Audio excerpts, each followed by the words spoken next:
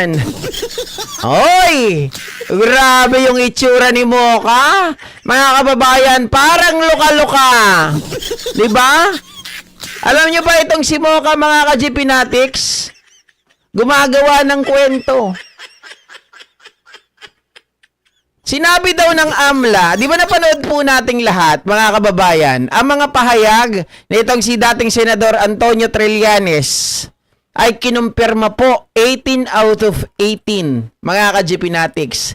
Kinumpirma ng AMLA na totoo lahat ng mga pahayag nitong si dating Senador Antonio Trillanes, mga kababayan. Subalit natapwat, iba po ang sinasabi nitong si Mocha Uson na nangyari, mga kababayan.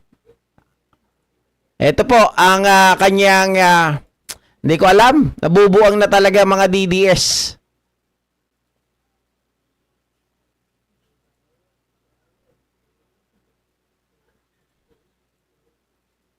Ito mga ka-GPnatics, galing po kay Mocha Uson. Nagsalita na ang AMLA. Hindi AMLA ang source ni Trilly. Hindi raw totoo ang mga ipinakita ni Trillanes.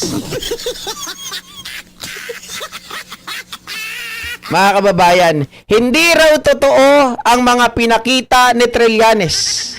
Paano hindi totoo ang mga pinakita ni Trillanes? Di ba mga ka-GPnatics, maliwanag na maliwanag ang sabi ni Director Ronel Buenaventura, tama, mga kababayan, yung mga tawag dito random po na pina-check, pinag-match nitong si Congresswoman Laila De Lima. At ang kinumpirma po ng AMLA na meron talaga mga transaction, mga covered at mga suspicious transaction na nandun po sa listahan, mga kababayan, ni Trillanes. Anong sinasabi ni Mocha? Na hindi raw totoo, mga kababayan, ang mga pinakita ni Trillanes. Maaring, mga ka-GPnatics, hindi AMLA ang source ni Trillanes, okay? Kasi sinabi naman niya, ang kanyang source, mga ka-GPnatics, nakalimutan ko yung pangalan, pero isa na rin doon, yung, tawag dito, yung Deputy Ombudsman na si Karandang, na pinatanggal dati ni Digong, mga kababayan, dahil na nabisto nga po na nag-iimbestiga, doon sa mga maanomalya na transaction, suspicious at mga covered transaction ng mga Duterte. Lalong-lalo na itong si Mans at si VP Sara, mga kababayan. Maari nga, diba, na hindi talaga AMLA, pero hindi totoo yung sinasabi mo na sinabi ng AMLA, hindi totoo yung mga pinakita ni Trillanes. Katarantaduan, kabubuan yan. Ano, gusto mo na parang linlangin ang mga utak ng mga Pilipino? Ano, gagamit ka ng black magic? Mamagicin mo yung kanilang mga utak para paniwalain mo na hindi totoo yung mga palabas ni Trillanes. Di ba kaya nga po nagwawala si Basti ngayon? Naghahamon si Basti ng barilan? Ng patayan? Para daw maipakita sa buong mundo yung kanyang kasinungalingan at sa kanya daw tawag dito, kaduwagan.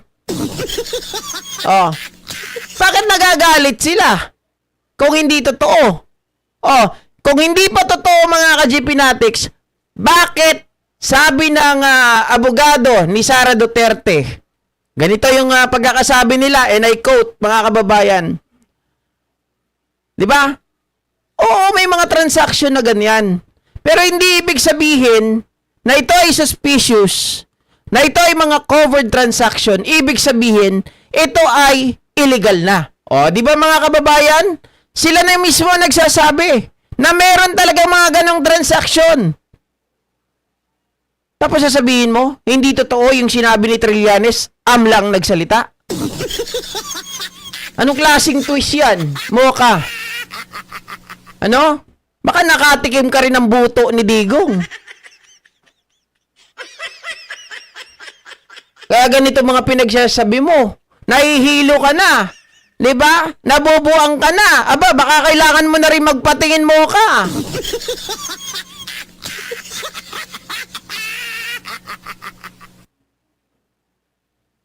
Hindi po ba Espera?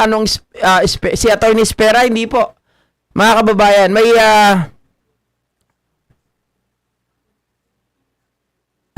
Dio Marte, walang reaction si Mocha, mababa ang lipad. Mga ulugak eh. Mga ka-GPnatics, ano mga pinagsasabi ng mga inayupak na to, no? Talaga makagawa lang ng kwento eh. Ay, ito yung kanina, hindi ko nasama, oh. Sabi ni Topacio, mali pala. Hindi ko na isama yan kanina. Dito lang tayo mag-focus. Kasi sinasabi ni Mocha Uson, basta talaga Duterte supporter, basta DDS bulok, basta DDS mga kababayan, hindi kailangan ng utak. Bakit hindi kailangan ng utak? Basta mataba daw ang bulsa. No? Ay, nako. Talagang mga DDS, oh. Mga ka-GPnatics, malala. Dapat lumalayas kayo sa Pilipinas, eh. Dapat hindi na kayo dito tumira. Gumawa kayo ng sarili nyong bansa, no? Magsama-sama kayo doon, mga dilis, mga bobo, mga walang utak. Oh. Sambahin nyo doon. Gawan nyo ng ribulto yung mga Duterte. Kayo mismo mag-utuan. Okay na yon. At least ang Pilipinas tatahimik. Biruin mo mga ka-GPnatics, gumagawa yung NBI nagtatrabaho, meron silang nakita, 'di ba? Nag-surveillance sila, nag-casing sila. Tapos sasabihin, mga ka-GPnatics, ba't hindi nyo unahin yung mga naghihirap? Ang dami nang naghihirap. Teka, mga kababayan, sa negosyo nyo ba?